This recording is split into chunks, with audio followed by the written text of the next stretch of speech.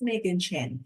This is part 2, where it's a follow-up to the previous video about how to help your child to stop stuttering using speech therapy games with toy cars. So I strongly suggest you follow up on that one and watch that video first.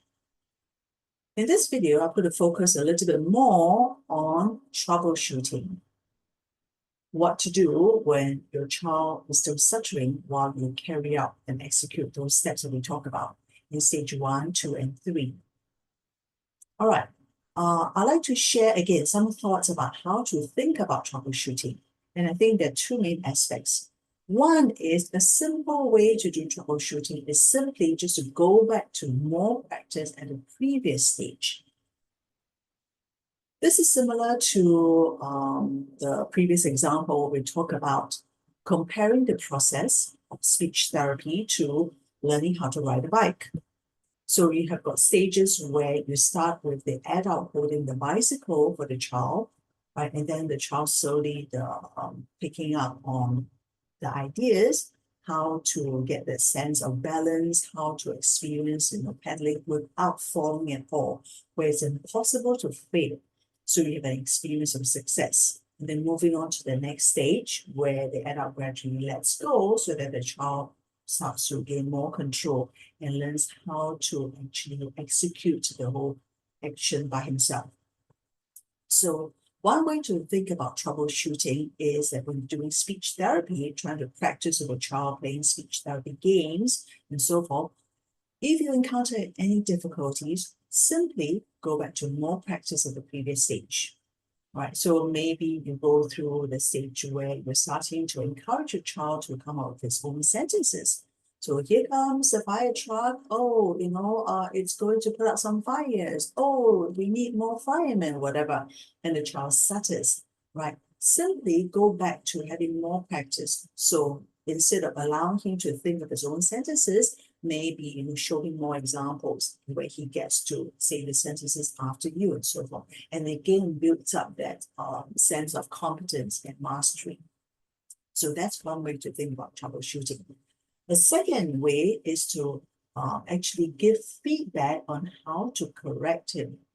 Now, I really like working with vehicles, toy cars, okay, because especially when I use pullback cars, where pullback car is when you pull back the car and then it will actually go by itself. Okay. I find that in my experience, it's a really good way to teach children to think about the process of talking.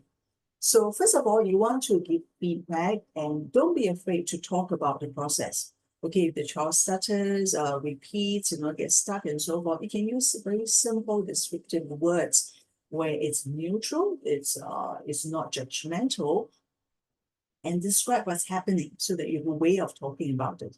So maybe the speech was a little bit bumpy. It was all right, they can talk about how cars go over bumps, and road humps and so forth. So it's bumpy versus being smooth. Maybe sometimes cars get stuck and so forth. And you can also use this opportunity to compare to other processes or other examples. So that's why I really like working in pullback cars, because when you pull back cars, sometimes you can show there are lots of things that can go wrong when you're playing with pullback cars. So maybe if the car goes back like this and the child's getting ready, but you took a little bit of time and it went like this, and then the car's not ready to go anymore. So by playing with cars in different ways, you can help the child to develop a better idea of the sense of timing. Right, so if you think of a pullback car, you actually have to make sure that you will let go at the right time so that you will actually go. If you take too long, if you're not ready, and somehow, and then it's not going to go anymore. So it's a really good way to learn through play and show the child how to develop a sense of timing, the sense of being ready, the sense of moving, the sense of moving your mouth, for example. Maybe it's too big and there's too much effort involved. Something like that.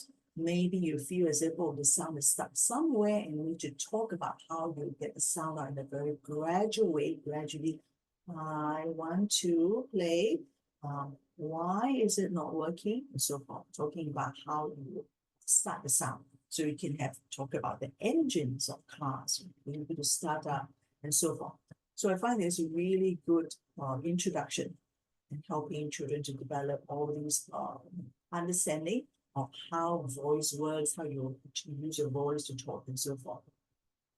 Because essentially, you want to use that process to help children to understand that what we're doing is kind of like deconstructing fluent speech. Okay, even for people who stutter, nobody stutters 100% of the time. So there are going to be times or sentences where it's really fluent. So again, capitalize on that. You want to talk about, wow, you know what, a fluent sentence, or wow, you said that sentence really well. Wow, there was a really long sentence, and so forth. And compared to maybe sometimes the car goes only a short way, sometimes the car may go a really long way. So you talk about how you can breathe for short sentences, you can breathe for long sentences, and so forth. Just deconstructing what it takes to have a fluent speech, and then making it more intentional. So you, rather than just happening by chance, making it more intentional, actually planning, being more ready and so forth. And then with more practice, you don't even have to be very conscious about it and making it intentional. It starts to become more and more natural. All right, so by playing, especially with toy castle, hopefully this gives you more ideas how you can use it to make it more interesting, more fun, and less threatening. All right. Okay, thank you very much. If you found this video helpful, please like, share, and comment. That'd be really encouraging. Thank you very much.